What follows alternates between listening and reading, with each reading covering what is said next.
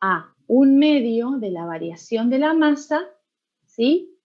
Por la diferencia de las velocidades en una sección y en otra sección. Por la diferencia del cuadrado de las velocidades. Profe, ¿sí? En las presiones no sería P sub 2 menos P sub 1. No entiendo por qué P sub 1 menos P sub 2. Sí, puede ser que esté mal en el slide. Ah, eso está mal. Ah, listo. Ajá.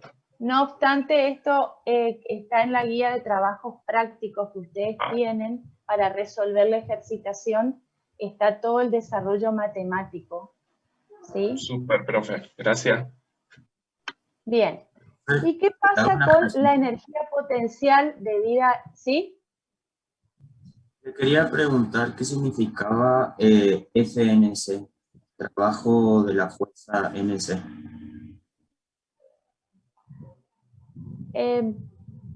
No tiene importancia eso.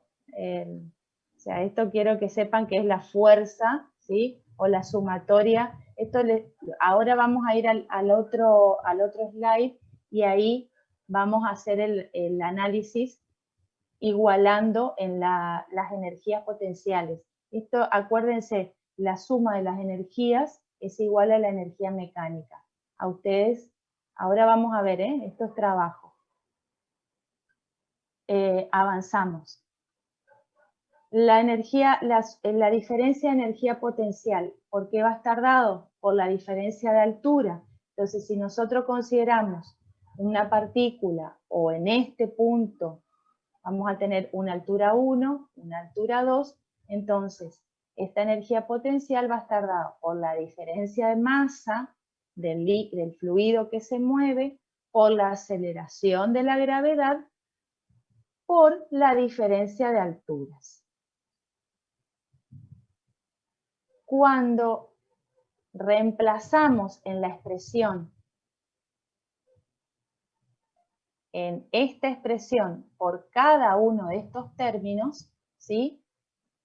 Simplificamos, eliminamos, como no hay variación en la masa, ¿sí? Porque ya dijimos que el caudal másico en un punto era igual al caudal másico en otro punto, operamos matemáticamente, o sea, acá tenemos la expresión, esta expresión va a ser igual a la energía cinética más la energía potencial. Luego, operamos matemáticamente y vamos a hacer el análisis para la presión en el punto 1, ¿sí? Más la energía cinética en el punto 2, más la energía potencial en la primera sección. Esto va a ser igual a la presión en la otra parte del tubo más su energía cinética y su energía potencial. Y así podemos seguir analizando, ¿sí? Con otra sección. Ese tubo sigue, luego se vuelve a angostar o se agranda. Entonces podemos seguir haciendo el análisis para cada una de las partes de ese tubo o cañería o conducto. Al final, la sumatoria de cada una de estas expresiones da lugar a la ecuación de Bernoulli de que la energía permanece constante. Si haciendo referencia a por qué usamos Bernoulli. Bernoulli nos va a permitir calcular, por ejemplo, ¿sí? La variación en la velocidad de salida, ¿sí? Imagínense, ustedes quieren descargar un recipiente con una manguera de una sección determinada. ¿Está? Esto es algo que lo pueden hacer. Entonces quieren calcular cuánto tiempo les va a llevar descargar un tanque que contiene combustible, ¿sí? A través de esa manguera con la que cuentan. Si la sección del tubo es constante, pero si hay un un aumento de la energía de posición debido a la presión, entonces van a aplicar Bernoulli, esto es el sifón, y van a poder calcular la velocidad de salida. Entonces, ¿qué van a despejar? Velocidad.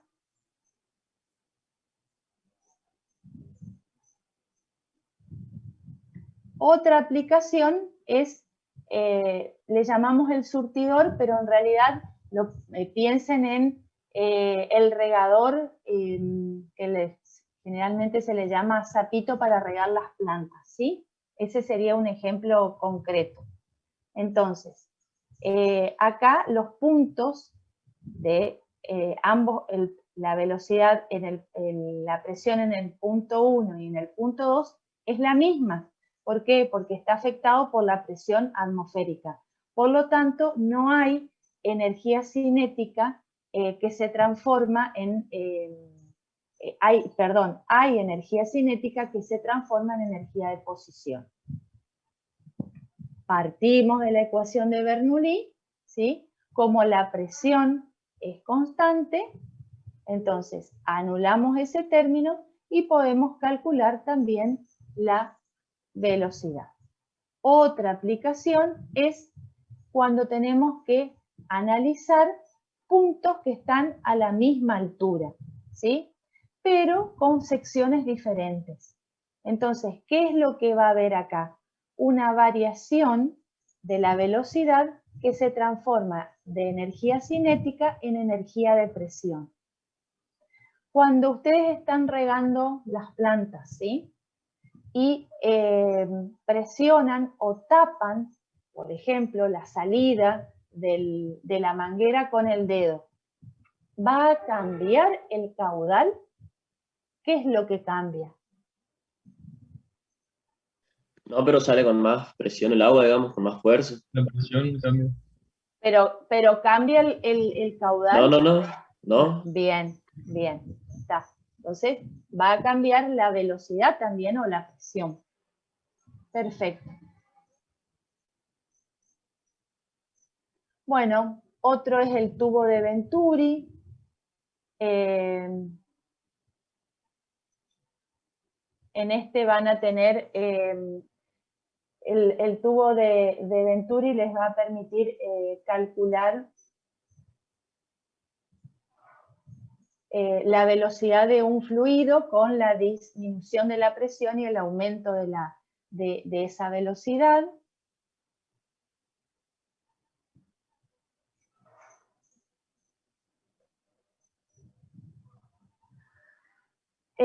Torricelli, ¿sí?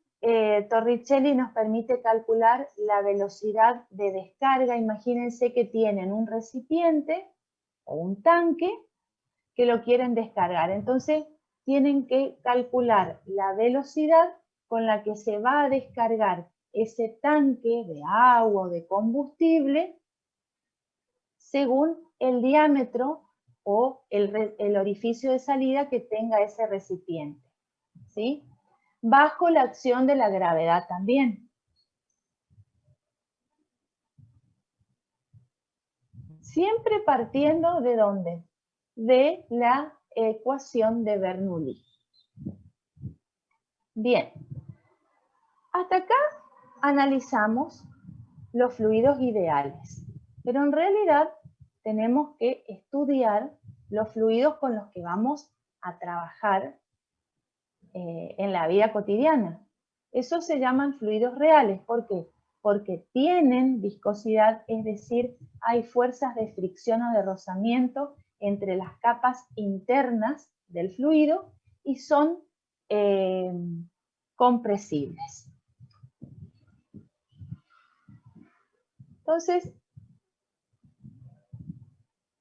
¿qué es la viscosidad? Son fuerzas de rozamiento interno entre las capas internas de un fluido en movimiento. Entonces, imaginemos que tenemos dos capas de vidrio, la inferior está fija, la superior se mueve con una cierta fuerza F, y en el interior un fluido de densidad X, ¿sí?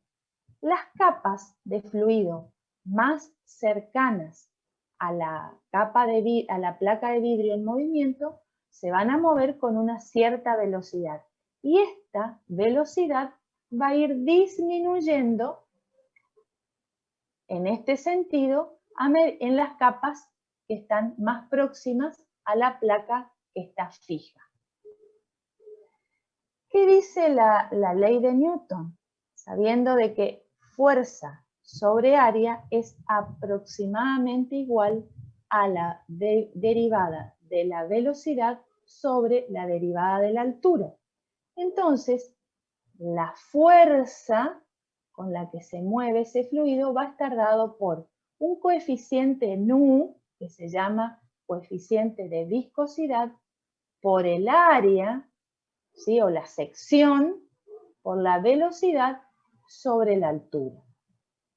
Si nosotros queremos calcular el coeficiente de viscosidad, lo despejamos de esta expresión matemática y nos va a quedar el cálculo del coeficiente de viscosidad.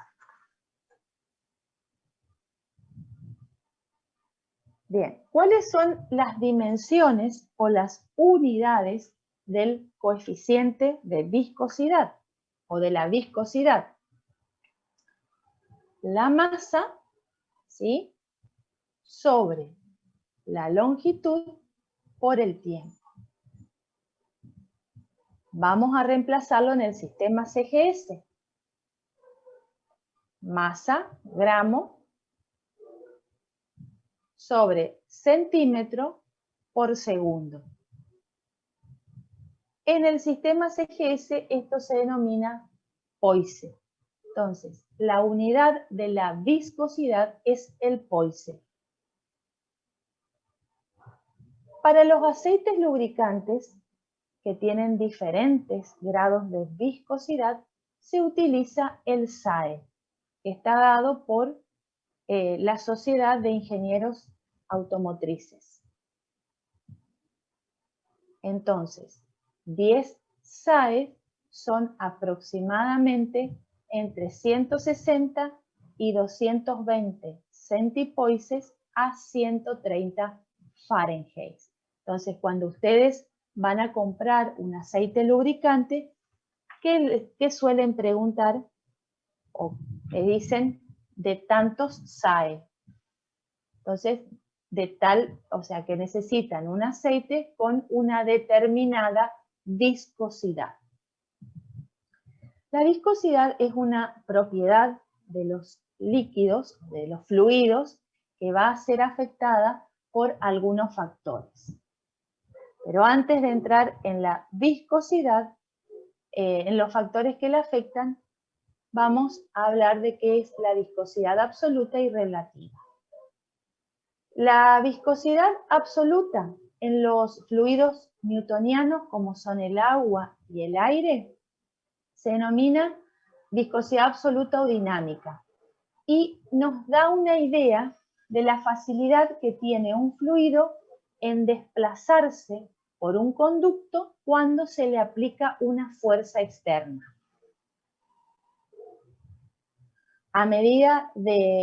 Es una medida de la resistencia que va a ofrecer ese fluido a su desplazamiento o a sufrir deformaciones.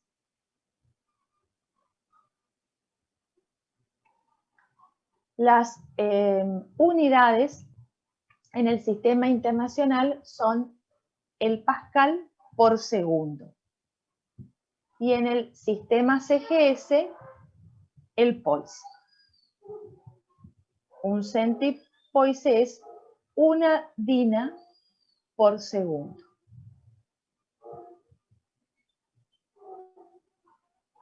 Y la viscosidad cinemática es el cociente entre la viscosidad dinámica que tiene un fluido y su densidad.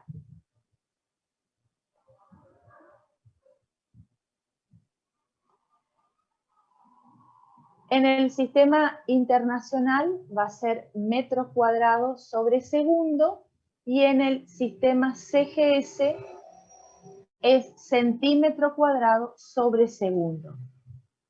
Esto se denomina Stock.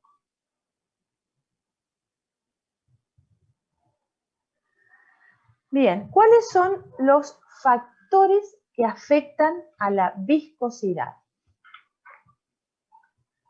La naturaleza del fluido y la temperatura. Entonces, a partir de ahora, ya sabemos de que cada fluido, por ser de naturaleza diferente, va a tener una viscosidad diferente. Pero además se lo puede afectar externamente a esa viscosidad a través de la temperatura.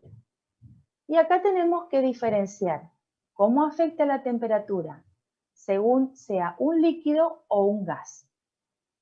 En los líquidos, la viscosidad disminuye al aumentar la temperatura. Y si no, imagínense cuando están por cocinar, colocan en la sartén o en el fuego y le agregan aceite. Van a hacer papas fritas. ¿Cómo es la viscosidad del aceite cuando está a temperatura ambiente? Imagínense, varias veces lo habrán hecho. Y cuando empieza a calentarse el recipiente que contiene el aceite, cambia su fluidez, ¿sí? Se hace mucho más fluido. ¿Por qué? Porque esa viscosidad disminuye con el aumento de la temperatura. En cambio, en los gases, a mayor temperatura, mayor viscosidad. Profe, ¿Sí? en los aceites multigrado del motor, de los motores no es al revés. No te escucho. En los aceites multigrados de los motores no es al revés. Aumenta la viscosidad cuando aumenta la temperatura. Ingeniero, si puede responder la pregunta.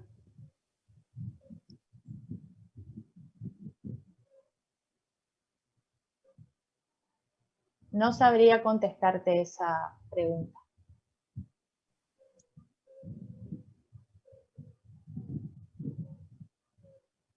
Ahora en un ratito te la contesto, ¿sí? O la responde el profesor. Dale, profe, gracias. No hay drama. Vamos ahora a la circulación de los fluidos en las cañerías, ¿sí?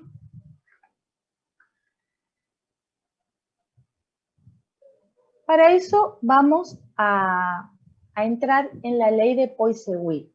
Esta ley justamente analiza cómo circula un fluido por una cañería de radio constante, pero que hay una diferencia de presión entre los extremos, ¿sí? Pero esa diferencia de presión se va a mantener constante. Y además nos va a permitir calcular el coeficiente de viscosidad a partir del caudal. Bien.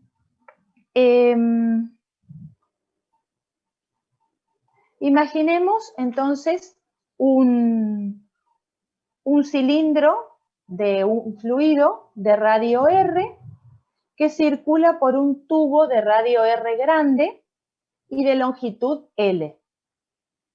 La fuerza que actúa sobre ese fluido es F1, que es igual a pi por el radio al cuadrado por la variación de presión. A esta fuerza se le opone una fuerza 2, ¿sí? Que es la fuerza de rozamiento, que está dado por la viscosidad, que actúa sobre toda la superficie de ese cilindro líquido. Esta fuerza viscosa la simbolizamos como F2 y está dado por el coeficiente de viscosidad, 2pi por el radio, por la longitud, por la derivada de la velocidad sobre el radio.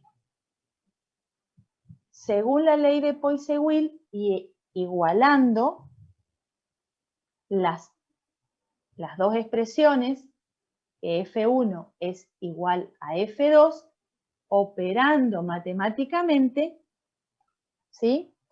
Vamos a llegar, luego de integrar, vamos a llegar a la ley de Poiseuille que nos permite calcular el caudal, ¿sí?, de ese líquido que se está moviendo, de ese fluido dentro de un tubo.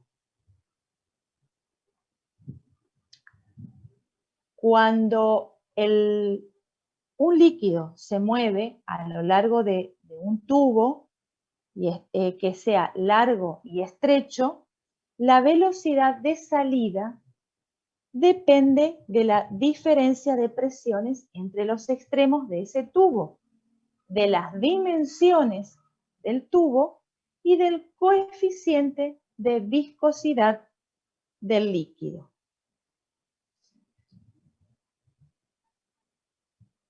La ley de Poiseuille es lo que nos está indicando eso que les decía, que el caudal va a ser igual a pi sobre 8 por el coeficiente de viscosidad, por el largo del tubo, por el radio a la cuarta, por la diferencia de presión.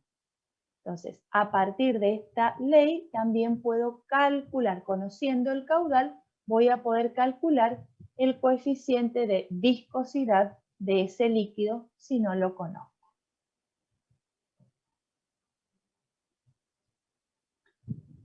Esta ley es aplicable solo para un régimen laminar, cuando las velocidades son pequeñas. Al superar una cierta velocidad que vamos a llamar como velocidad crítica, el flujo deja de ser laminar y se transforma en un flujo turbulento. Entonces, para diferentes tubos, la velocidad crítica va a estar en relación inversa al diámetro y para diferentes fluidos es directamente proporcional a la velocidad e inversamente proporcional a la densidad.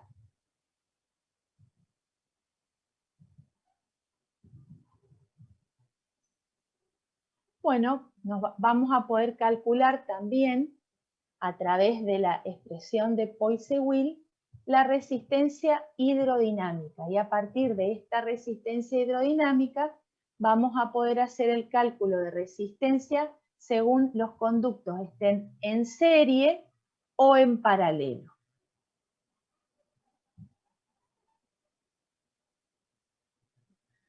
Bueno, ¿qué pasa ahora cuando tenemos un sólido moviéndose dentro de un fluido viscoso? ¿Sí? Va a haber el fluido, está estático, pero es el cuerpo que se mueve. Entonces, este cuerpo que se está moviendo va a tener va a ser afectado por fuerzas que se oponen a su movimiento. Estas fuerzas que afectan al sólido dentro del fluido viscoso va a depender de tres factores: de la forma del cuerpo, del coeficiente de viscosidad del líquido y de la velocidad relativa que haya entre el cuerpo y el fluido. Entonces, imagínense una partícula que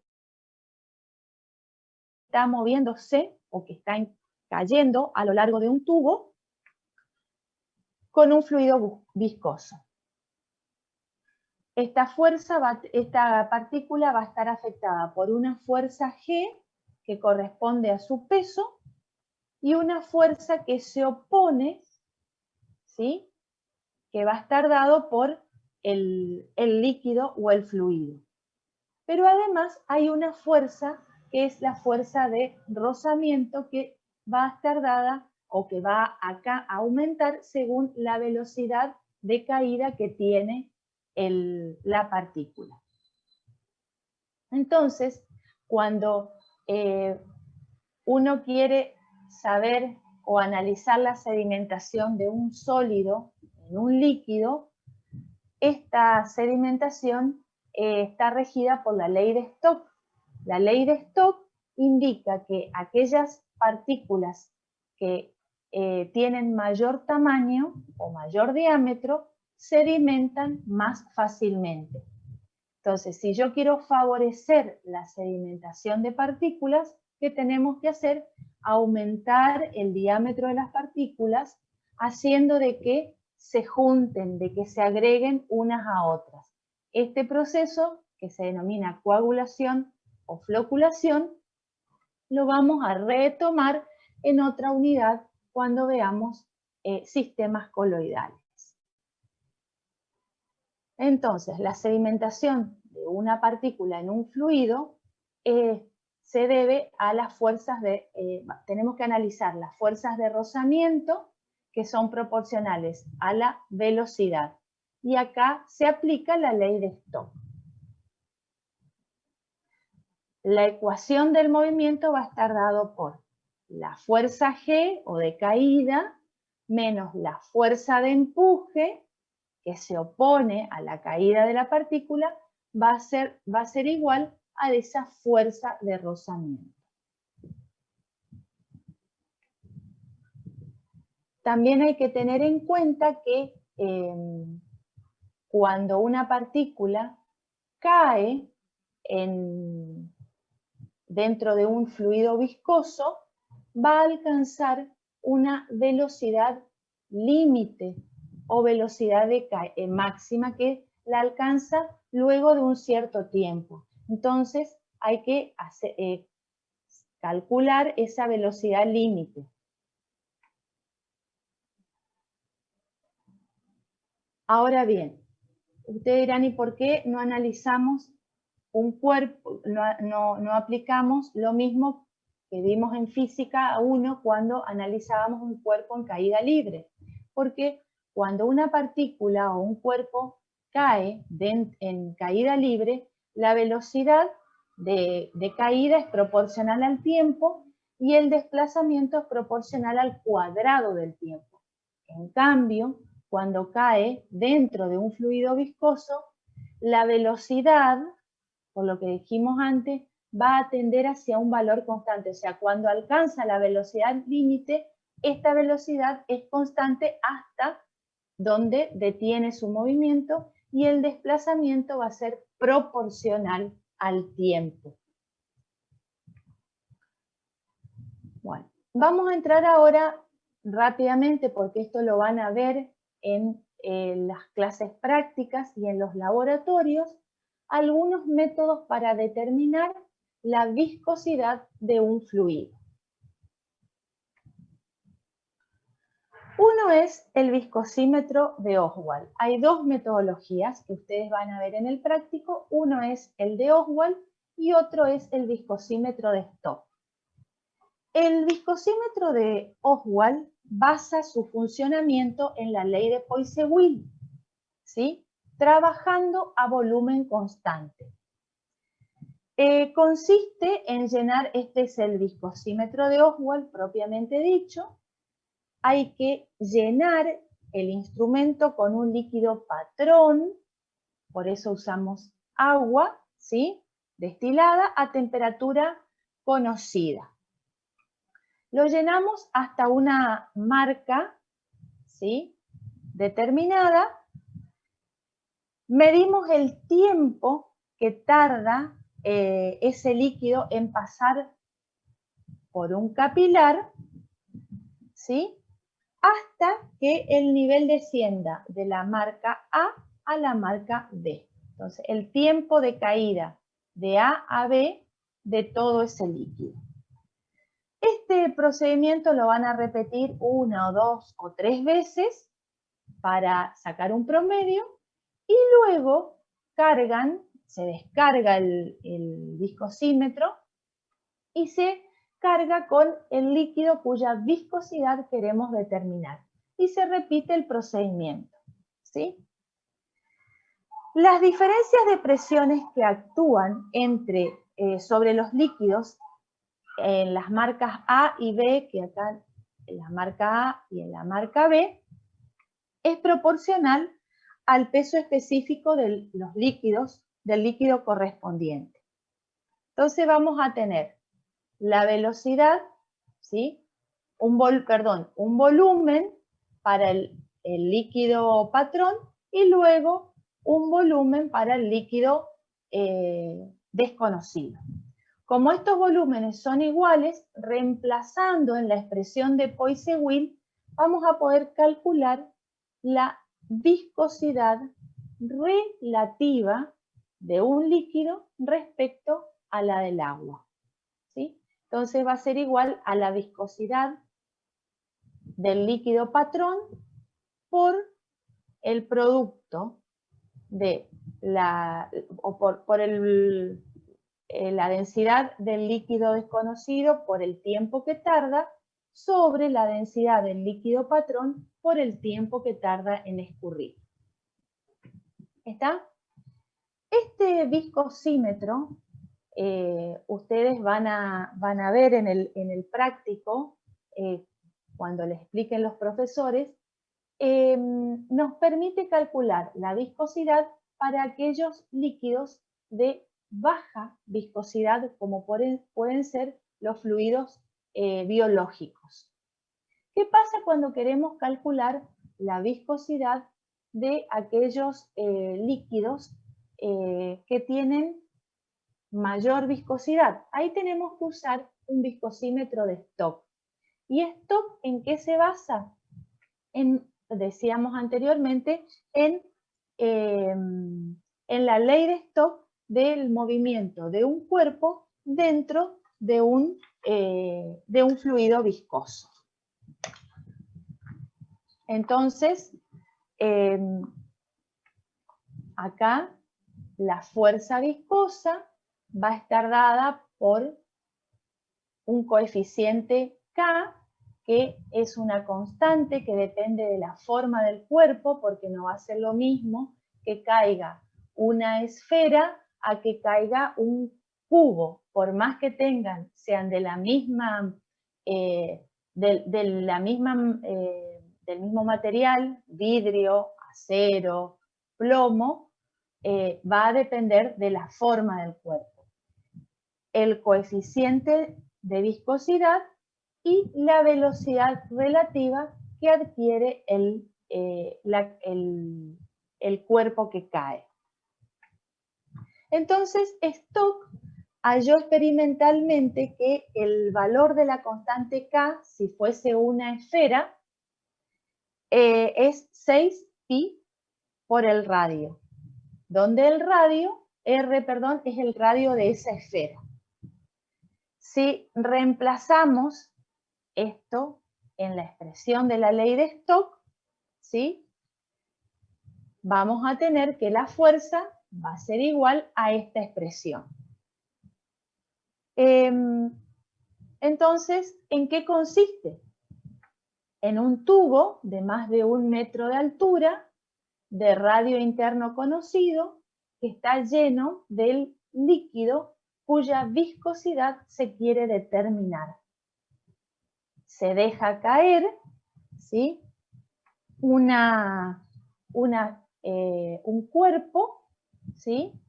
Entre dos marcas se va a tomar el tiempo que tarda en pasar de una marca a una, estas son las marcas, se alcanzaban a ver, ¿sí?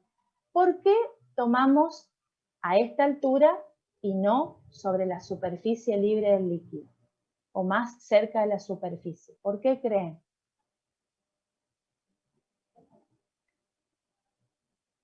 ¿Qué decíamos de las velocidades?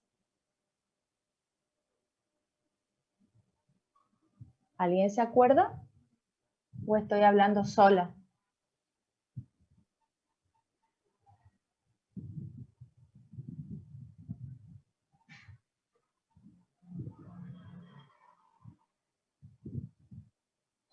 Hasta que adquiera una velocidad límite.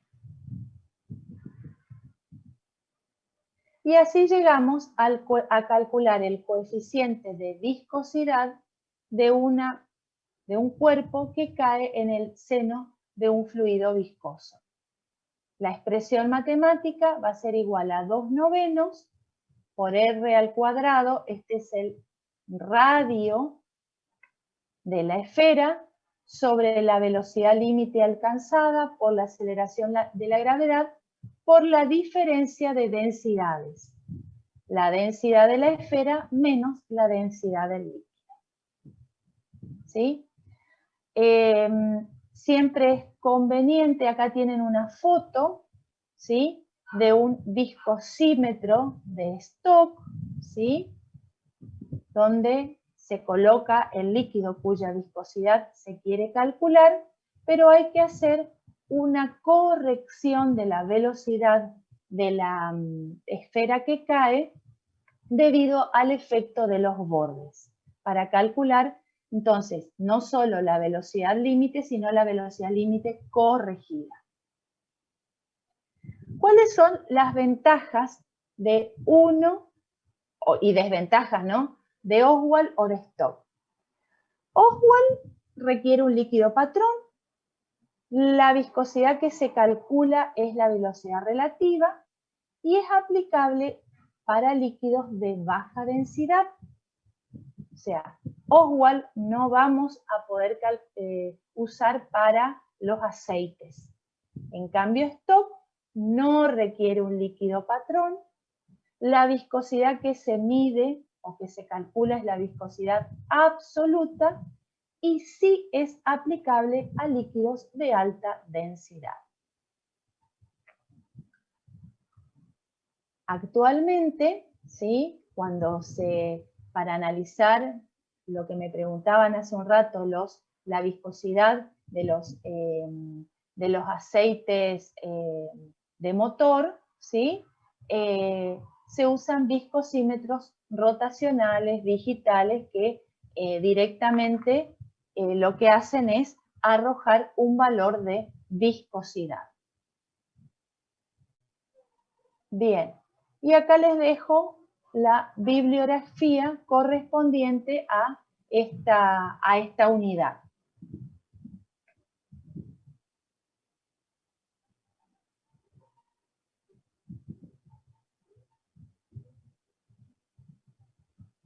Profesor Aldo. Sí, estoy. Hubo una pregunta sobre los aceites multigrados. Si usted puede responder. Los multigrados. El alumno que hizo la pregunta, si puede responder, puede hacer de nuevo la pregunta. Sí, buen día, profe. Buen día. No, yo le había preguntado si en los aceites multigrado de los motores la densidad era, profesora, ¿verdad? Aumentaba con la temperatura. No, la viscosidad. La viscosidad. Vos me preguntaste si en los aceites multigrado la viscosidad era afectada de manera, o sea, en vez de disminuir, la viscosidad aumentaba. Aumenta. No, los multigrados en realidad es bastante más complejo. El tema no es tan sencillo de explicarlo así, que tiene una relación directa.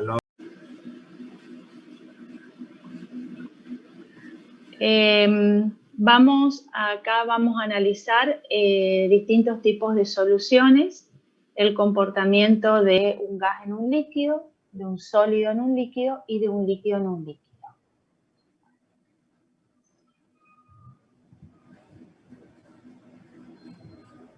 Los objetivos que nos planteamos es que conozcan la naturaleza y propiedades de diferentes soluciones, interpretar las leyes que describen su comportamiento, diferenciar variables que afectan la solubilidad en las soluciones no electrolíticas y cuáles son esas soluciones no electrolíticas, por qué las diferenciamos de las electrolíticas, interpretar las propiedades coligativas de las soluciones, relacionar la presión de vapor en las soluciones con los fenómenos de destilación.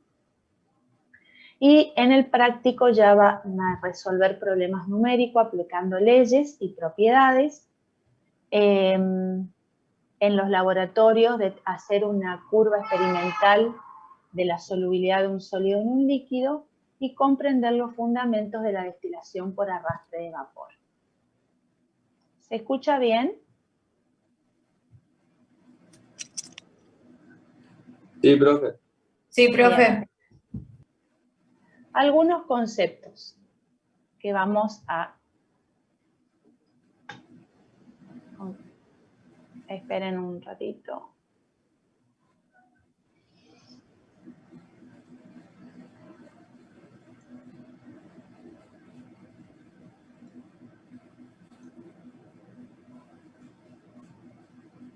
Bien, algunos conceptos que vamos a recordar.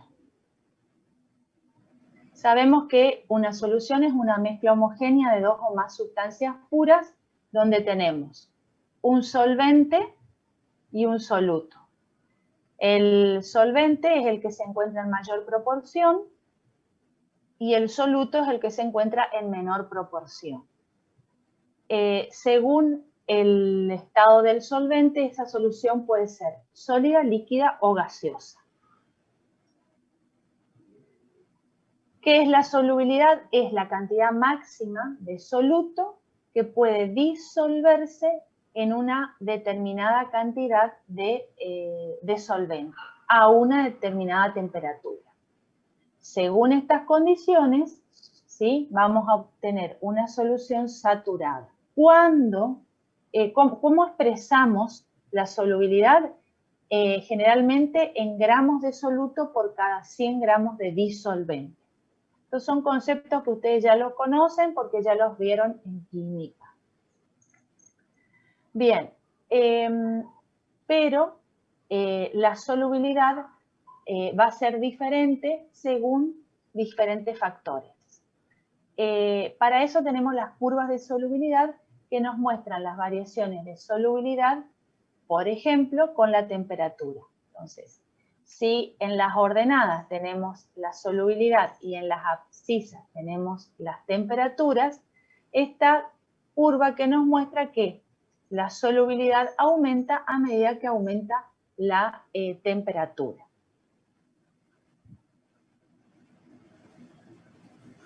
Bien, ¿qué tipos de soluciones de disoluciones vamos a tener?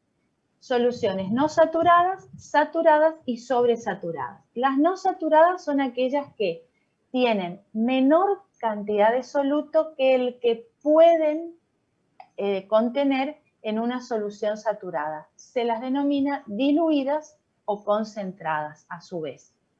Las soluciones saturadas son aquellas que contienen la máxima cantidad de soluto que ese disolvente puede disolver a una temperatura constante. Y las sobresaturadas son las que contienen más soluto que el que puede haber en una solución saturada.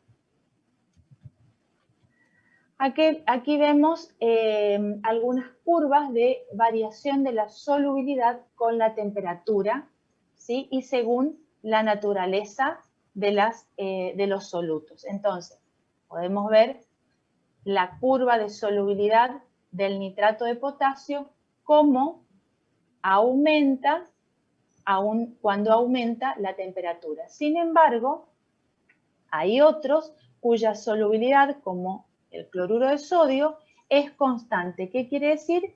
Que por más que aumente la temperatura, ¿sí?, tiene una solubilidad máxima que permanece constante aún a 100 grados centígrados.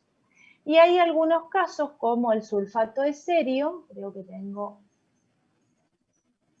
¿sí?, en agua, fíjense, a 0 grados centígrados se da la máxima solubilidad, pero a medida que aumenta la temperatura, disminuye a 2,5 gramos. ¿Sí? Esta es una de las excepciones.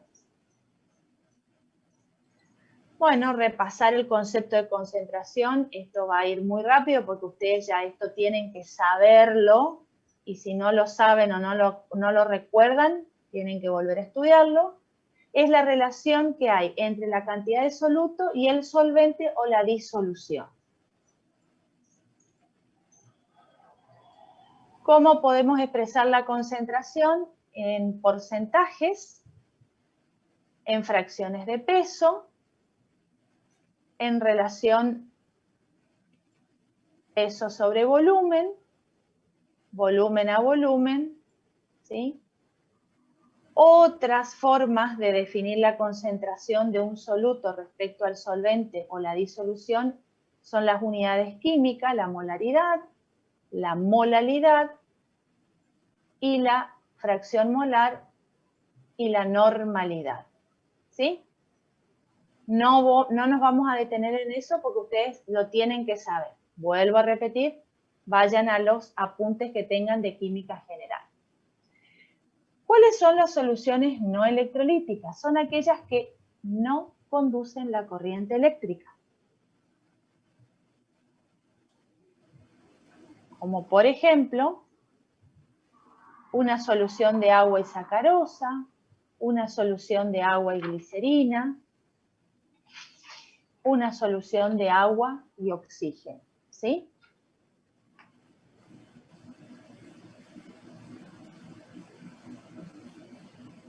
Bien, dijimos al principio que íbamos a estudiar las soluciones de un gas disuelto en un líquido, de un sólido en un líquido y de un líquido en un líquido. Los gases, cuando están en contacto con un líquido, se disuelven en un cierto grado. ¿Dependiendo de qué? De la naturaleza del gas y del disolvente y de la temperatura.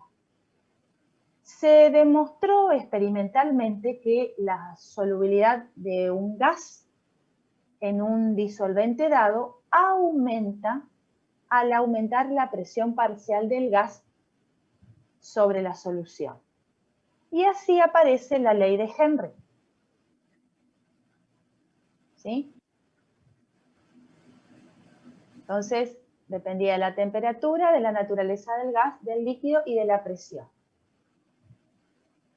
O sea, acá vemos cómo varía la solubilidad de diferentes gases, ¿sí?, en agua según la presión.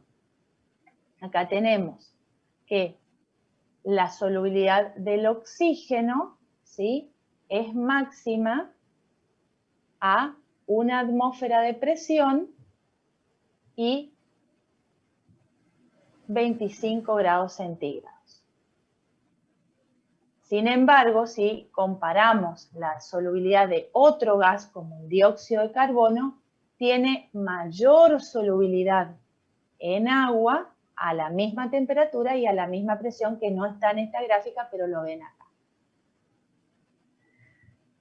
¿Cuál es la relación que hay entre el gas y la temperatura? ¿Sí? Fíjense, acá tenemos la solubilidad y la temperatura. ¿Qué podemos ver? Que en general, a mayor temperatura, menor solubilidad de un gas en un líquido. Y acá vemos lo mismo, pero con el oxígeno. Fíjense cómo varía la solubilidad del oxígeno en agua en función de la temperatura. Es muy marcada cómo disminuye su solubilidad cuando aumenta la temperatura. ¿Qué excepciones? Los halogenuros de hidrógeno. ¿Sí? ¿Cuáles eran los halogenuros de hidrógeno? ¿Se acuerdan? Los halógenos con el hidrógeno. Bromuro de hidrógeno, ioduro de hidrógeno, sulfuro de hidrógeno. Esos eran los halogenuros de hidrógeno. ¿Sí? Forman mezclas con un punto de ebullición constante.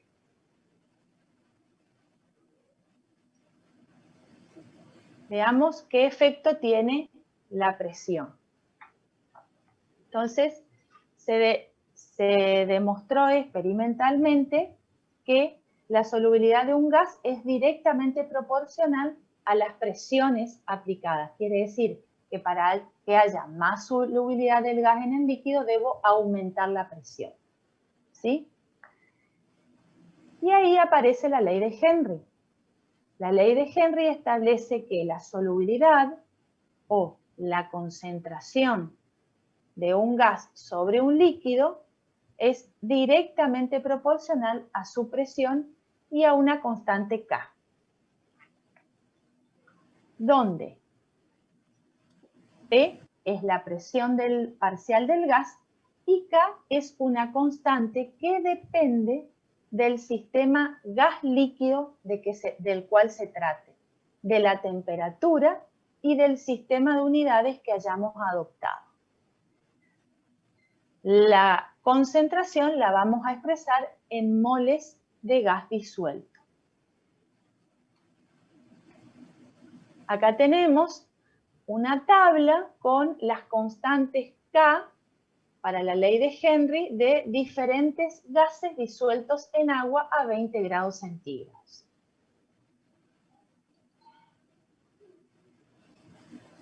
Bien. Volvemos un poquito para atrás, ¿sí? ¿Por qué la temperatura hace que disminuya al aumentar la temperatura, disminuya la solubilidad de los gases en un líquido? Se debe a que cuando aumenta la temperatura, aumenta el número de colisiones que hay entre las moléculas del gas sobre la superficie libre del líquido. Y también sucede de que hay mayor proporción de moléculas gaseosas que aumentan su energía cinética y por lo tanto tienden a pasar a la fase gaseosa.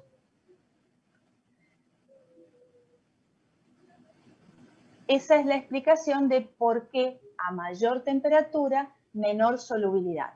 Entonces, quiero que en base a esto que vimos de la ley de Henry, hagan un razonamiento. ¿Cómo se hace entonces para que podamos tener agua gasificada? ¿Cuáles serían las condiciones para que podamos tener soda o podamos fabricar soda? ¿Quién se anima? ¿Qué condiciones tendríamos que dar? Aumentar la presión. Aumentar la presión. ¿Y qué hacemos con la temperatura? Baja temperatura. Exacto. Entonces, para lograr la solubilización en este caso, del anhídrido carbónico, que es el gas presente en el agua gasificada, es aumentar la presión y disminuir altas presiones y bajas temperaturas. ¿Sí? Bien. Pasemos ahora a las soluciones de sólidos en líquido.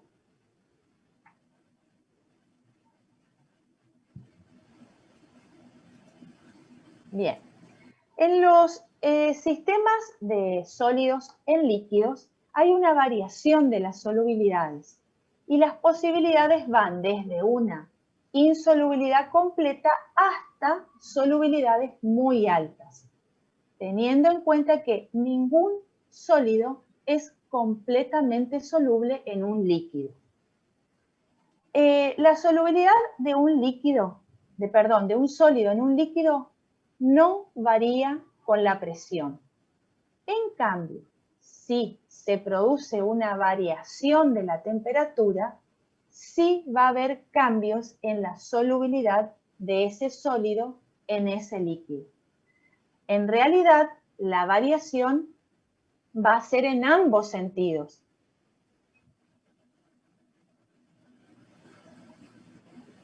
¿Por qué va a ser en ambos sentidos? Va a depender de que el proceso sea exo o endotérmico.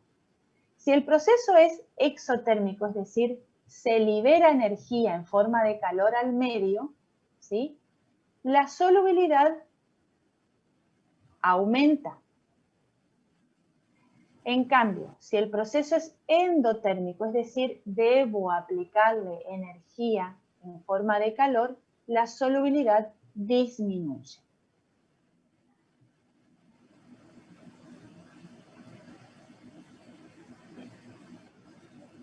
Y acá aparecen, cuando hablamos de un sólido disuelto en un líquido, aparecen un grupo de propiedades que nos permiten estudiar las solubilidades de sólidos en líquido. Se llaman propiedades coligativas, son 4. ¿Cuáles son? El descenso de la presión de vapor, el ascenso o elevación del punto ebulloscópico, el descenso del punto crioscópico y la ósmosis.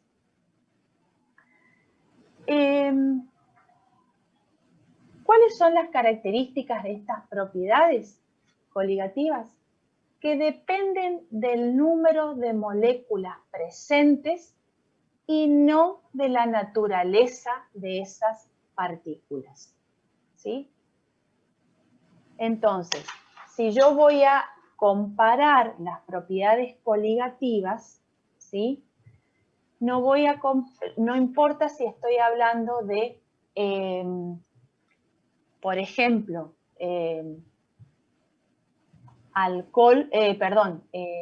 nitrato de potasio, ¿sí? Y cloruro de sodio. No importa la naturaleza, sino la cantidad de partículas que hay de cloruro de sodio o de nitrato de potasio. Vamos al primero. Antes tenemos que analizar cómo nuestro solvente es agua, ¿sí? Estamos analizando la solubilidad de un sólido en un líquido donde ese líquido es agua. Ustedes ya saben y conocen por química que el agua pasa por diferentes fases según la presión y la temperatura, ¿sí? En un diagrama de fases, estas líneas son líneas, ¿sí?, que limitan la fase gaseosa, la fase líquida y la fase sólida, ¿sí? Cuando aumenta la temperatura, ¿sí?, o disminuye, o cuando cambia su presión y su temperatura. Pero en este diagrama de fase nos encontramos con dos puntos. Uno que es el punto triple y otro que es el punto crítico. El punto triple del agua, ¿qué nos indica? Es la combinación de presión y temperatura en la que coexisten, ¿sí?, agua en los tres estados: líquido, vapor y sólido. Hay un equilibrio estable y ocurre ¿a qué temperatura? A una temperatura de 273,15 Kelvin, es decir, próximo a la temperatura a los 0.0098 grados centígrados y a una presión parcial del vapor de agua de 611,73 pascales, o sea que es mucho menos que una atmósfera. Y el punto crítico es el punto, y si quieren volvemos a la imagen, este es el punto, donde es ese punto es el límite en el cual el volumen de un líquido es igual a la masa de vapor de esa sustancia. Es decir, se igualan las densidades del líquido y del vapor. Profe, Sí. le hago una consulta. Hay algo que no entiendo del punto triple del agua. Ese sería el punto en el que coexisten, digamos, las tres fases, los tres estados físicos del agua, digamos. Sí. No entiendo, o sea, ese no sería, digamos, el punto de solidificación del agua. O sea No. No. En ese, ¿Cuál es la condición para que el agua pase al estado sólido? ¿Qué necesitas? ¿Qué Temperatura por debajo de 0 grados. Al 0 grados centígrados, ¿sí? ¿A qué presión? A una atmósfera. Exacto. Entonces, esta es una atmósfera. Acá no tenemos una atmósfera de presión. Acá tenemos menos de una atmósfera de presión. ¿Sí? Volvemos.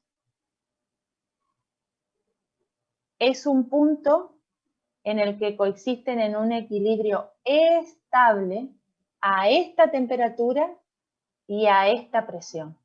¿Sí? A una presión parcial de vapor de agua. ¿Está? Claro, claro. Cuando apenas varía esta presión y esta temperatura, ya salgo del punto triple. ¿Sí? O sea, esto se encontró experimentalmente. Bien. Profe, y entonces cuando yo salgo de ese punto triple, ¿se puede vaporizar o solidificar? Y depende de Ajá. lo que varía. Si está variando, si aumenta la temperatura, va a empezar, vamos a ir a la fase líquida. ¿Sí? Y si seguimos aumentando la temperatura, vamos a pasar a la fase gaseosa. ¿Está? Pero en realidad en ese punto hay que analizar, o sea, en el diagrama de fases no solo analizamos la temperatura, sino también la presión. A partir de ahora, o sea, el diagrama de fase del agua se da a una atmósfera de presión, ¿sí? Y que lo tenemos en el eje de en las Y, y en las X tenemos la variación de la temperatura. ¿Está? Entonces, estamos analizando el diagrama de fases del agua. ¿Pero por qué? Porque de las soluciones no electrolíticas partimos de que el solvente es agua. Entonces, ahora para poder analizar las propiedades coligativas de estas soluciones, tenemos que analizar qué le pasa a ese solvente cuando le agregamos un soluto no volátil. ¿Sí? ¿Qué significa no volátil? Que no lo vamos a perder cuando aumenta la temperatura. ¿Está? No va a volatilizar. Bien. Dijimos que en este diagrama resume las propiedades coligativas. ¿Sí? Vamos a analizar el descenso de la presión de vapor. ¿Sí? Por varios experimentos se demostró que una solución que contiene un soluto o no volátil tiene siempre una presión de vapor menor que el solvente puro. Entonces, vamos a suponer que tengo cloruro de sodio disuelto en agua. En ese caso, la presión de vapor de la solución será menor a la presión de vapor del solvente puro, que es el agua. Entonces, para poder comprender este descenso de la presión de vapor, cuando un líquido se encuentra, imaginemos un líquido que esté en un recipiente cerrado, sin aire, por encima de la superficie libre del líquido, pero con un cierto espacio para que las moléculas pasen a la fase vapor. ¿Sí? Cuando va pasando el tiempo y hayan pasado todas las moléculas posibles del líquido a ese espacio libre, se va a establecer un equilibrio, ¿sí? Entre el número de moléculas que pasan a la fase vapor o fase gaseosa y las que vuelven a ingresar a la fase líquida. ¿Sí? La presión que ejercen estas moléculas de la fase gaseosa sobre las paredes del recipiente y sobre la superficie libre del líquido, ¿sí? Se denomina presión de vapor. Y ahí aparece la ley de Raoult. Entonces, ¿Qué dice la ley de Raoult? Si yo analizo la presión de vapor del solvente, ¿sí? A, va a ser igual a la fracción molar del solvente por su presión de vapor al estado puro, ¿sí? Si le agrego un soluto, B, no volátil, cuya presión de vapor al estado puro es aproximadamente igual a 0, ¿sí? La presión de vapor de toda la solución va a sufrir una disminución, ¿sí?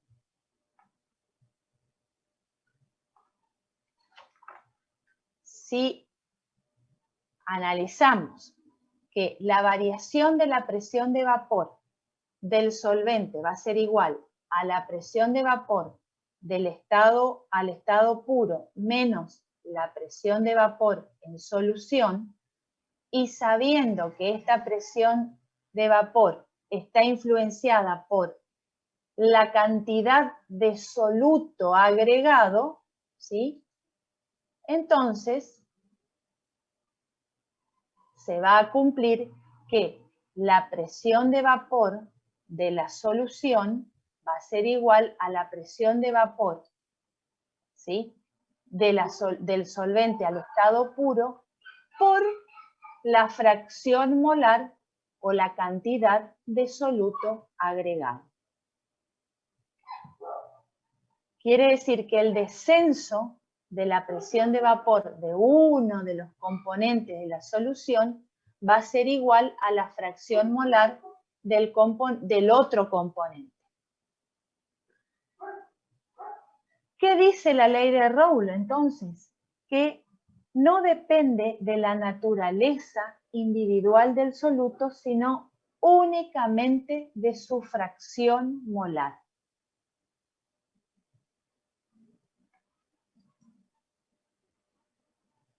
Entonces, analizamos acá. Esta es una curva, ¿sí? Donde tenemos el solvente al estado puro y luego dos curvas punteadas, ¿sí? Donde podemos ver la variación de la presión de vapor del solvente al agregarle un soluto no volátil. Ese descenso de la presión de vapor, ¿sí? Va a ser proporcional ¿a qué? A las fracciones molares de los solutos en cada solución, ¿sí? Entonces, la variación de presión en la solución 1 sobre la variación de presión en la solución 2 va a ser igual a la fracción molar del soluto en 1 sobre la fracción molar del soluto en B.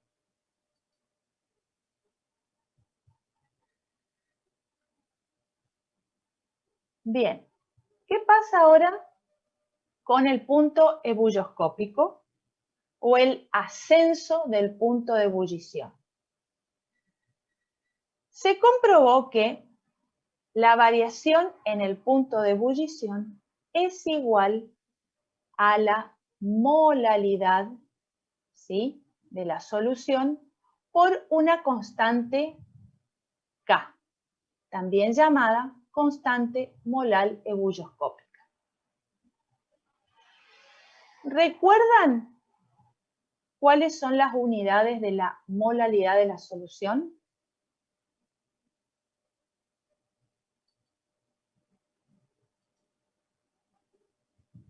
¿Cómo se calcula la molalidad de una solución? Número de moles de soluto por kilo de solvente. ¿Se acuerdan? Esto hay que repasar. Y la constante molar ebulloscópica me indica los números de grado de temperatura que asciende el punto de ebullición cuando se le agrega 1 kilo de solvente a 1 mol de soluto. ¿Sí? Entonces, volvemos a la gráfica. Este es el solvente al estado puro, ¿sí? Yo le agrego, ¿qué pasa cuando le agrego un soluto no volátil? Además de variar, de descender su presión de vapor, ¿sí? Aumenta su punto de ebullición. Entonces, si el punto de ebullición del solvente al estado puro estaba en 100 grados centígrados, cuando le agrego un soluto no volátil, aumenta su punto de ebullición. ¿Sí? Hay una relación entre las presiones de vapor y el ascenso ebulloscópico.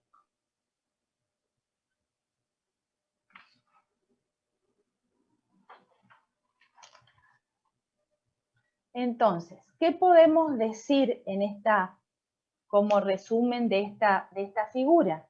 ¿Sí?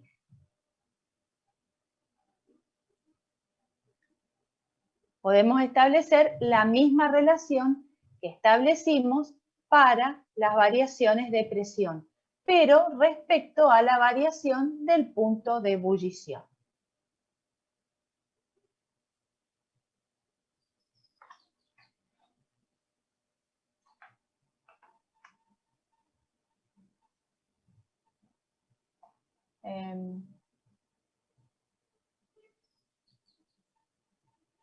Disculpen un ratito que no sé qué pasó.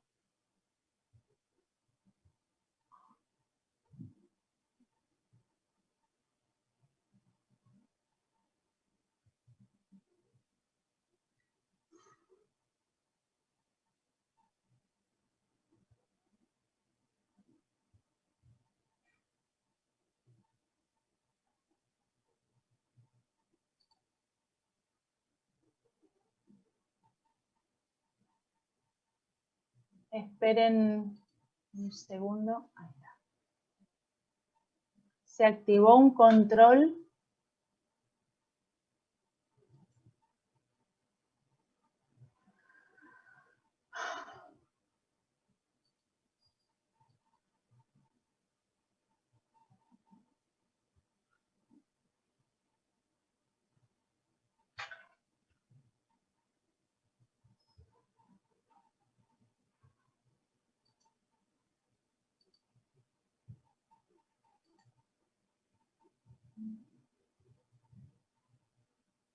Bien. Ahí se activaron los subtítulos y no sé dónde.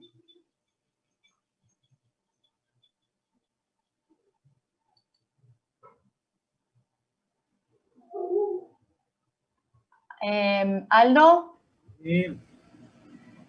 no sé por qué se activaron los subtítulos en el compartir pantalla y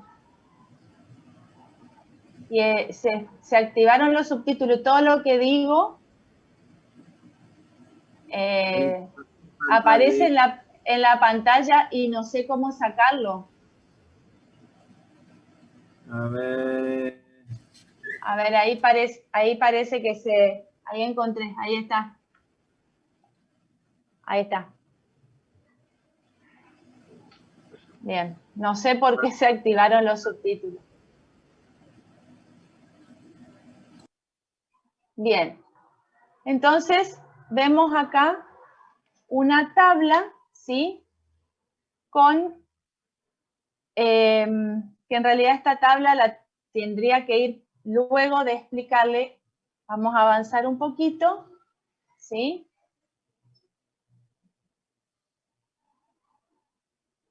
Avanzamos y vamos al descenso del punto crioscópico, ¿sí? En este caso, la variación del punto crioscópico se encontró que también es igual a la molalidad de esa solución y a una constante K. En este caso, la constante K se llama constante molar crioscópica y nos indica cuántos grados de temperatura desciende el punto de congelación de un kilo de solvente cuando se le agrega 1 mol de soluto. ¿Sí?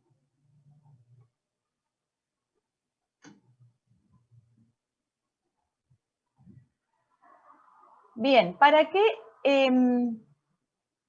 Lo que quería volver para atrás era en esta tabla donde ustedes pueden ver, ¿sí?, las constantes molares crioscópicas y las constantes molares ebulloscópicas para diferentes sustancias, ¿sí?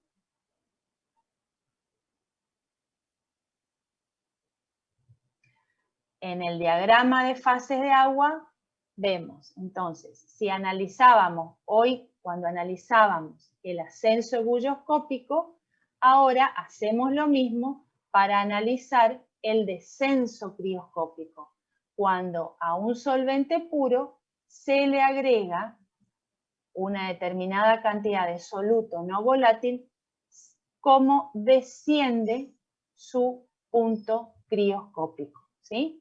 Entonces, este es el descenso del punto crioscópico y este es el ascenso del punto ebulloscópico.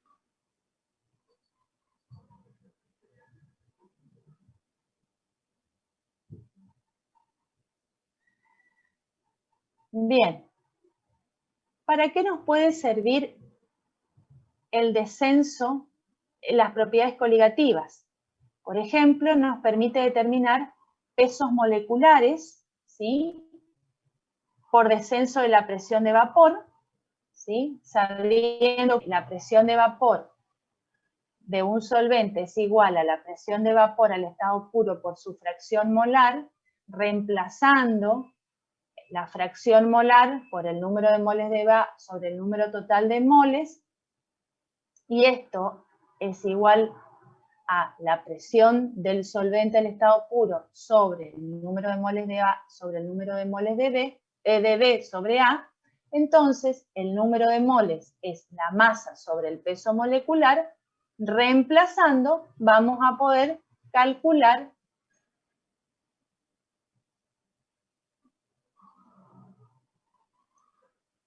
los pesos moleculares de una sustancia.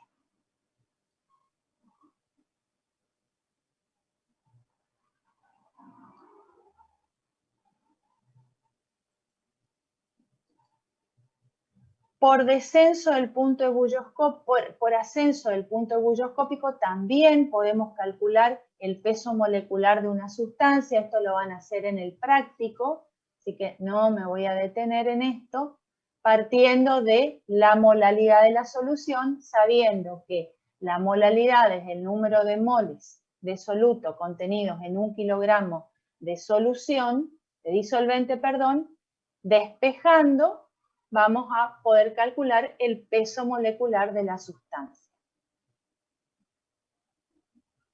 ¿Válidos para quién? Solo para solutos que tienen un punto de ebullición de 150 grados superior al del solvente. Y por descenso del punto crioscópico también podemos calcular los pesos moleculares. Vamos ahora al descenso del punto crioscópico. Las soluciones de líquidos en líquido. Bien.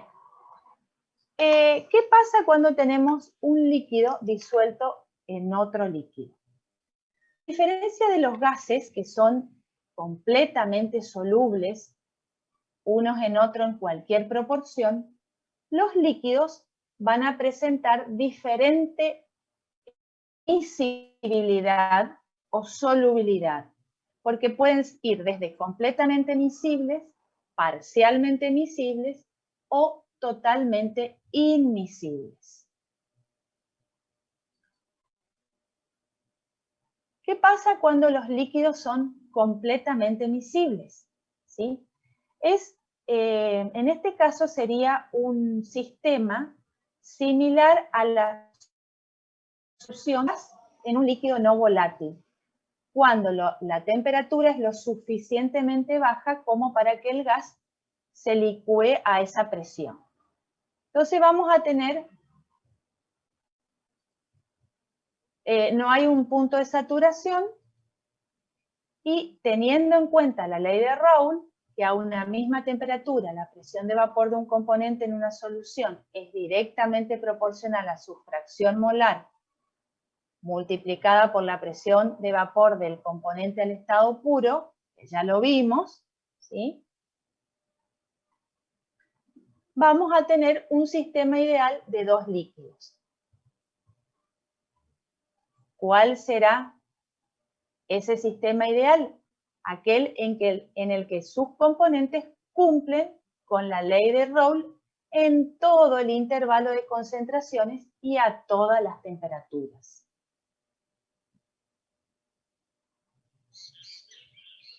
Y ahí se cumple la ley de Dalton. La ley de Dalton dice que la presión total de un sistema va a ser igual a la suma de las presiones parciales de cada uno de los componentes de ese sistema. ¿Sí?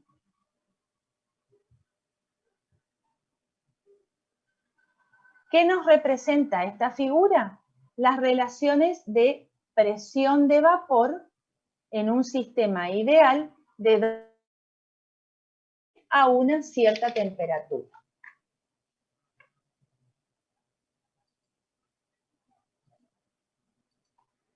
Esto se cumple ¿cuándo? Cuando los líquidos tienen moléculas muy semejantes en masa molecular y estructura. Por ejemplo, yo tengo un sistema de líquidos como el N-hexano y el N-heptano. O sea, son dos líquidos diferentes, pero sus moléculas son semejantes, tanto en masa molecular como en estructura. O el bromuro de etilo más el ioduro de etilo, bromoetano y cloroetano, etc. ¿Sí? Ahora, ¿qué pasa cuando las moléculas, tanto de A como de B, son muy distintas? ¿Sí? E interaccionan con fuerzas de atracción, repulsión, muy diferente a la de los componentes puros. Ahí nos aparecen las soluciones no ideales de dos líquidos. Vamos a tener desviaciones positivas a la ley de Raoult y desviaciones negativas. Cuando aparecen estas desviaciones, hablamos entonces de sistemas o soluciones no ideales, sino reales. ¿Sí? Si las fuerzas de atracción entre las moléculas del componente A y del componente B son menores que las de atracción entre A y B, las presiones parciales son mayores que las calculadas por la ley de Raoult. Entonces vamos a estar frente a una desviación positiva de esto. ¿Sí? Vuelvo a repetir. Cuando las fuerzas de atracción entre las moléculas, ¿sí? La fuerza de atracción entre A y B será una desviación positiva. En ese caso, además, ¿qué es lo que ocurre? Estamos frente, ¿por qué ocurre esto? Porque estamos frente a un sistema donde las moléculas son diferentes tanto en estructura, ¿sí? Como en naturaleza. Agua y alcohol, acetona y éter etílico, tetracloruro de carbono, heptano.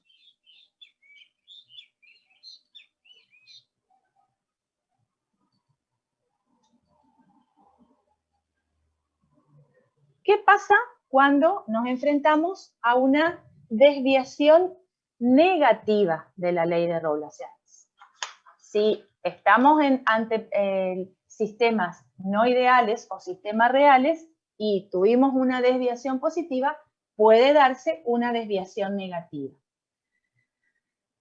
¿Cuándo se da la desviación negativa, la ley de Raoult? Cuando la atracción entre las moléculas del componente A y B son más intensas que las que se ejerce entre las moléculas A entre sí y B entre sí.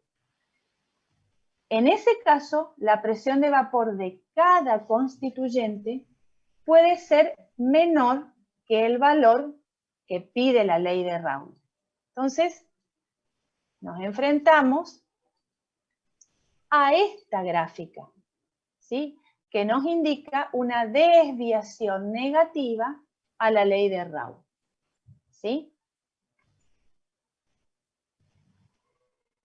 En ambos tipos de desviaciones, tanto la positiva como la negativa, a medida que la composición del sistema se acerca a un estado puro, ¿sí? Es decir, a soluciones diluidas, las presiones parciales se acercan al ideal.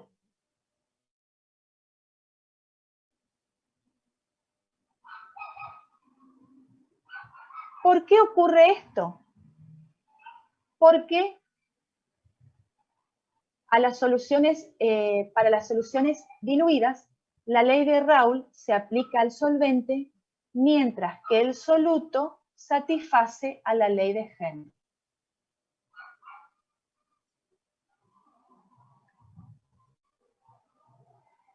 Y luego tenemos los azeótropos o mezclas azeotrópicas que sufren fuertes desviaciones del comportamiento ideal y presentan una temperatura de ebullición constante.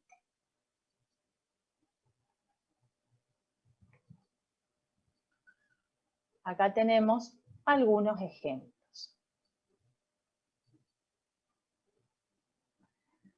Bueno, hasta acá cuando los líquidos eran miscibles. ¿Qué pasa cuando tenemos líquidos parcialmente miscibles? ¿Cuándo se presenta esta situación? Cuando presenta grandes desviaciones positivas al comportamiento ideal y en este caso son líquidos de naturaleza muy diferente y la miscibilidad va a depender también de la concentración. Por ejemplo, fenol en agua, ¿sí? En esta figura, ¿qué podemos ver? Esta es la curva de solubilidad del fenol en agua.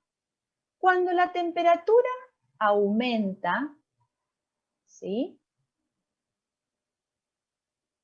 La solubilidad de cada componente en el otro aumenta, ¿sí? Hasta llegar a un valor de temperatura que se conoce como temperatura crítica, ¿sí? Esta sería la temperatura crítica superior de la solución o temperatura consoluta superior del sistema. Por encima de esta temperatura crítica, ambos componentes son totalmente miscibles en cualquier proporción, ¿sí?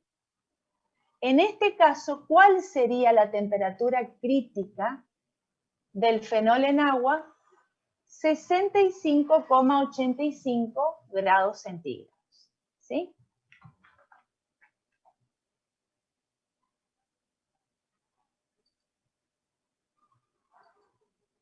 Veamos otro ejemplo, ¿sí? Esta gráfica, perdón, que nos está, es lo mismo, ¿sí? También nos va a indicar una temperatura crítica por encima de la cual son miscibles en todas sus proporciones.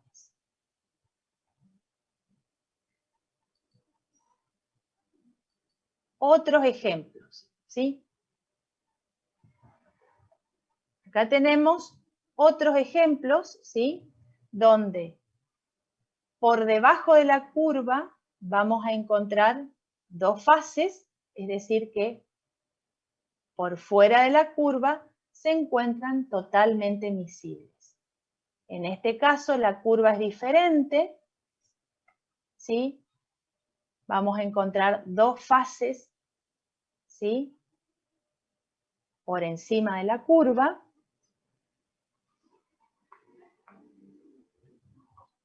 En ese caso,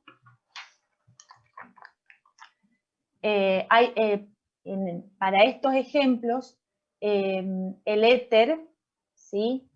Etílico y agua, o la trietilamina en agua, que tienen una temperatura crítica de solución inferior. Cuando desciende la temperatura, aumenta la solubilidad de ambos líquidos, hasta llegar a una temperatura crítica por debajo de la cual ambos líquidos son totalmente miscibles en todas sus proporciones. ¿Y qué pasa en esta figura C? ¿Sí? En esta figura, que es la de nicotina en agua, se da cuando la naturaleza de los líquidos es tal que permite medir en un gran intervalo de temperatura la solubilidad. En este caso, la curva de solubilidad es una curva cerrada. Representa todos los puntos, ¿sí? Que situados fuera de ella, o sea, fuera de esta curva, hay una capa. Y los que están en el interior de la curva, ¿sí? Habrá dos capas, o sea, se presentarán dos fases con diferente grado de miscibilidad. Entonces acá vamos a tener diferentes, ¿sí? Grados o diferentes temperaturas críticas, con una temperatura crítica superior y una temperatura crítica inferior. Por encima de la primera y por debajo de la última, los líquidos son miscibles en todas sus proporciones. Y finalmente, ¿qué pasa cuando los líquidos son totalmente inmiscibles? ¿Sí? En ese caso, la presión de vapor total del sistema va a ser la suma de las presiones de vapor independiente de cada uno de los componentes puros. Y además, la presión total del sistema es independiente de las cantidades relativas de los líquidos.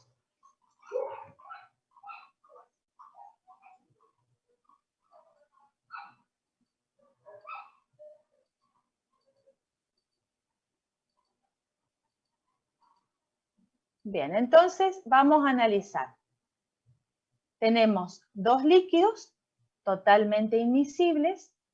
Vamos a tener la presión del líquido A al estado puro, la presión del líquido B al estado puro y la presión total del sistema.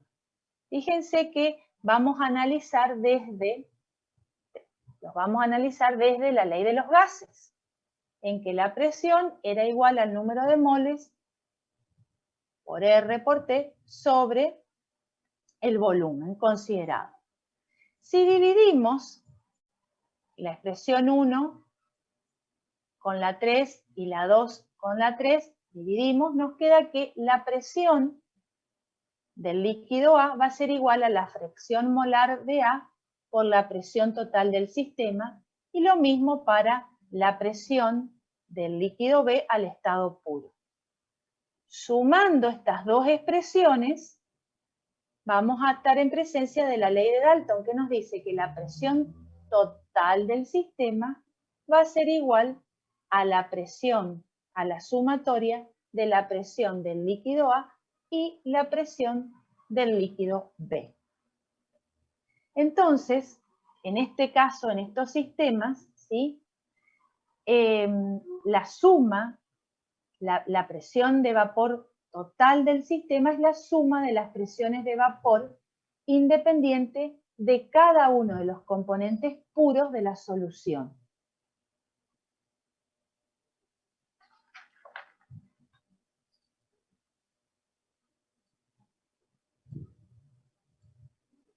Si nosotros dividimos las dos expresiones, reemplazando el número de moles por masa sobre su peso molecular,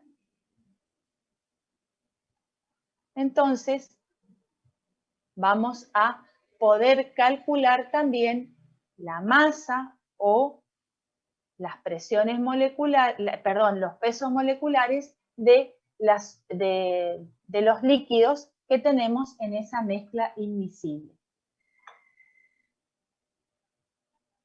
¿Para qué nos sirve esto? Cuando nosotros queremos separar dos líquidos inmiscibles, tenemos que recurrir a una destilación.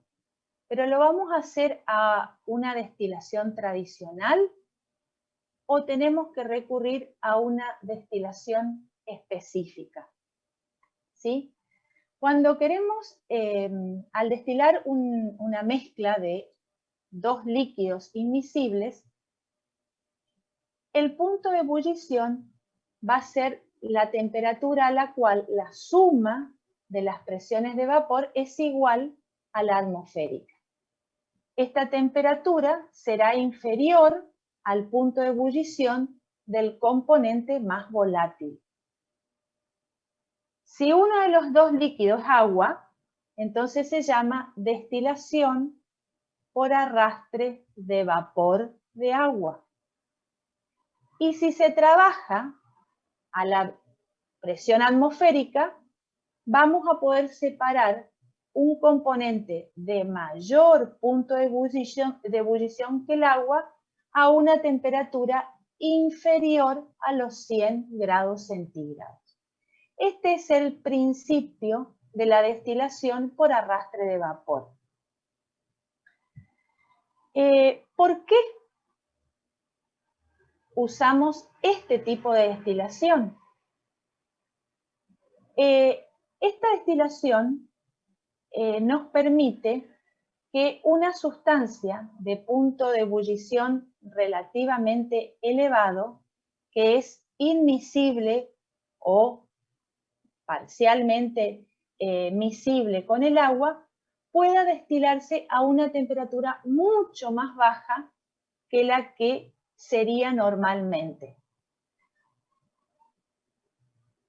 ¿En qué casos nos sirve? En el caso en el que queremos separar, por ejemplo, aceites esenciales que encontramos en frutas, en flores, en hojas. Como los aceites son inmiscibles en el solvente, en este caso en el agua, y si lo destiláramos por una destilación común, vamos a desnaturalizar, ¿sí? Se van a romper las moléculas que conforman ese aceite esencial y no vamos a recoger un aceite, sino que vamos a recoger cualquier otra sustancia. Entonces, lo hacemos por esta destilación por arrastre de vapor, ¿sí? También podemos purificar sustancias insolubles en agua a temperatura por debajo de su punto de ebullición. ¿Qué es lo que vamos a obtener del destilado por arrastre de vapor? No vamos a obtener solamente aceite, en este caso aceite esencial. Vamos a obtener una mezcla con una proporción de aceite y de agua, pero que luego lo vamos a separar por diferencia de densidades.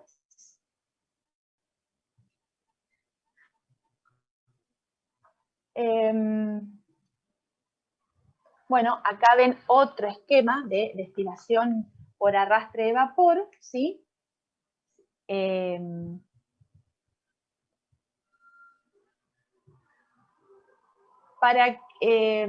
es un sistema, o sea, lo que ocurre en una planta de destilación o que queremos obtener aceites esenciales, ¿sí? Estos aceites esenciales, como se obtienen muy pequeñas cantidades, son de muy alto valor en el comercio, entonces el proceso tiene que ser preciso, cuidadoso. Estos aceites se utilizan en la industria cosmética, farmacéutica, en la industria de alimentos y derivados, ¿sí? Por ejemplo, se necesitan aceites esenciales para potenciar el sabor de bebidas, de los helados, de las galletitas, de distintos golosinas. También se lo utiliza en la industria de la limpieza para darle fragancias a los jabones, a los detergentes, a los desodorantes, desinfectantes, en los perfumes. También en la industria plaguicida, etc. Bien. Bueno. Y con esto estamos terminando la unidad 3.